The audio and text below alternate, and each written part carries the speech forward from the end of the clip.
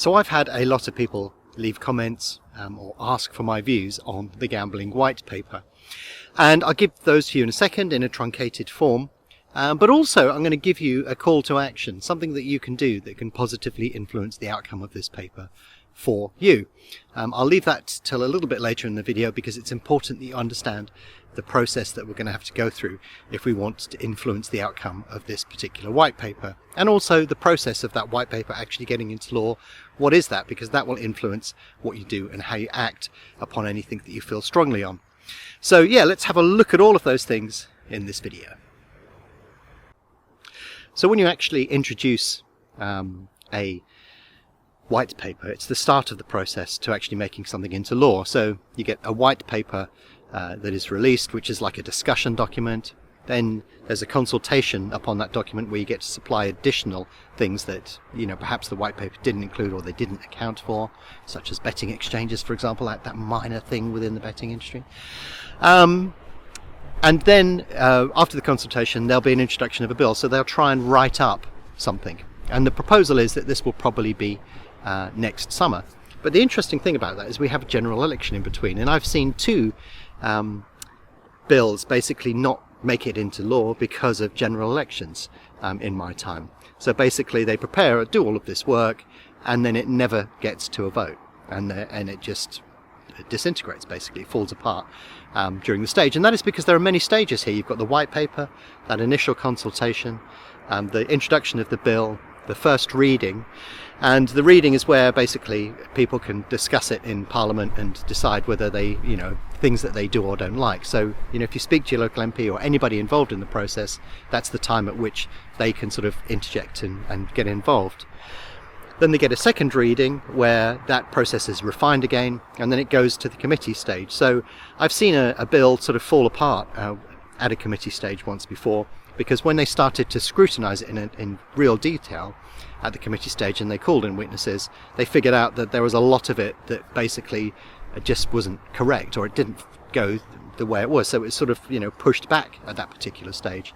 But if it gets through the committee stage, then it goes to the report stage where they'll examine it all over again. Then it goes to a third reading, then it goes to the House of Lords, then it gets House of Senate, and then it's made into law. So can you see on this journey, the white paper is just the start, and the consultation is, you know, part of that process. And I'm going to talk about this because it's really important in a second, so bear with me and hang on, because this is something you can get actively involved in. But then through each one of these stages, and especially the committee stage, it comes under a lot more scrutiny and more evidence is called in before it gets to the law. They don't just make up laws and then away they go. It has to pass through all of those hurdles before it actually becomes law at some point. So my message to you here is there is plenty of opportunities to influence it. And in fact, the first opportunity is coming right up, and you need to know about it very urgently, because you can influence at this particular stage, but only if you do it by this Friday. So after the white paper is launched, they go through a consultation process. You wouldn't have seen much publicity on this because, you know, it's very easy to do a ranty video and all of those things. I'll offer up a few comments in a second. But that doesn't change anything, and you've got to look at it from a broader perspective. So I've been lobbying behind the scenes all of this time, even though I may not publicly say much. But the reason I won't publicly say much is because I don't want to prejudice my discussions with people involved in the process. Talk means nothing, action means a lot, and if you make the effort to connect with people, understand their concerns, and then put across your viewpoint, that's much more effective. No ranty YouTube video that I ever do is going to make any change to this process, but direct contact and providing evidence and advice is going to make a fair bit of difference in this particular process. And your first opportunity to do that is via the consultation. So follow the link within the video that I'm going to put up. I may display it on the screen, or I'll put the document up on the screen for you, and I will put a link in the description. But you can supply evidence to this particular process, and this is your first opportunity to influence the outcome of any law that could be potentially introduced. So obviously I'm going to object to certain things within the bill itself. If you look at the affordability stuff, that's a bit of a nonsense on sports betting. So this is the first sort of big issue that I have, is that, you know, lottery, slots, casino, roulette, all of that sort of stuff, absolutely hate it. It's not a game of skill. It's just there to drain money out of people's pockets. And if they just introduce the law to look at that, I would be a supporter of it, because that is the horrible part of the industry that I absolutely hate and don't want to be associated with. But unfortunately, all of that tars sports betting, but they are two different disciplines. They are managed completely differently, they work completely differently. If you do affordability testing and stuff on those really naff non-skill games, I don't really see a problem with that, because that stops people from losing money. If you do affordability checks and limits on what people do on sports betting, that's just not going to work, because you can go through a losing run and then a winning run and end up break even. But if you think about it, if you have to stop betting at some point because you've hit a certain limit, that's going to increase the number of people losing, not decrease it. And it's a totally different entity. And of course, we have different entities within the sports betting world as well. We've got sportsbook betting exchanges, and I didn't see anything within the white paper that indicated that those should be treated differently. And I feel really strongly that they should be treated very differently, because they're entirely different things. So I think that the implementation of what I've seen, it's very broad-based in the white paper anyway, but I think that it just completely misses the mark on a lot of occasions. And I think the worst thing is that there's no national lottery in it. It's gambling without a shadow of a doubt, and it's not in the bill. When I queried this, they basically said, oh no, that's a separate bill. And I said, but hold on, that's one of the biggest, adults do more on lotteries than they do any other form of gambling.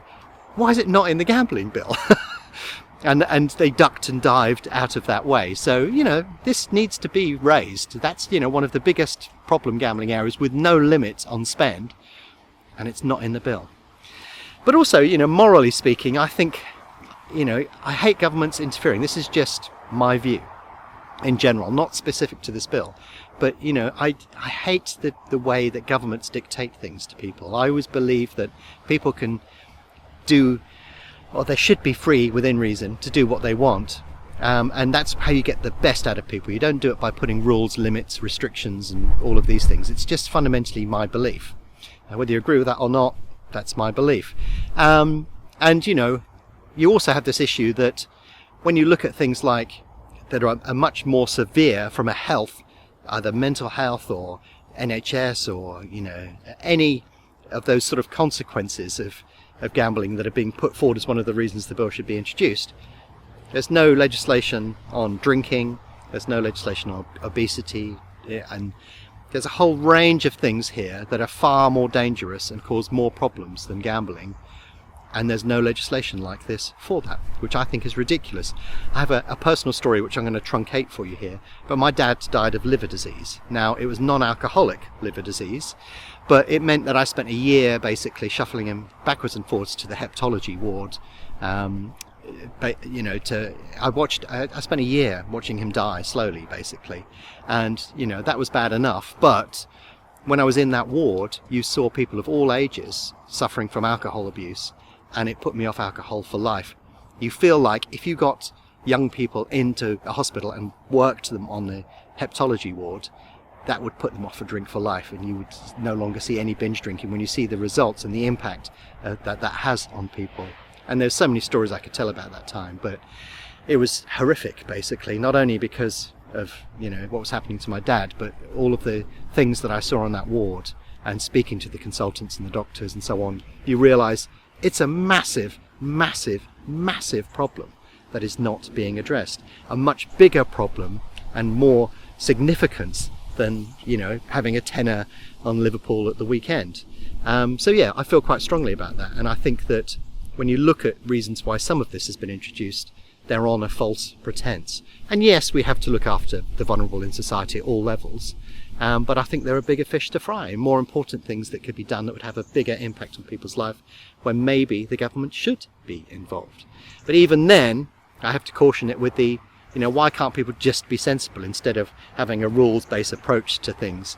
Why can't people just use some bloody common sense to live their lives instead of having to have it dictated by governments or any of these other silly things that are around? That's just a strong belief of mine.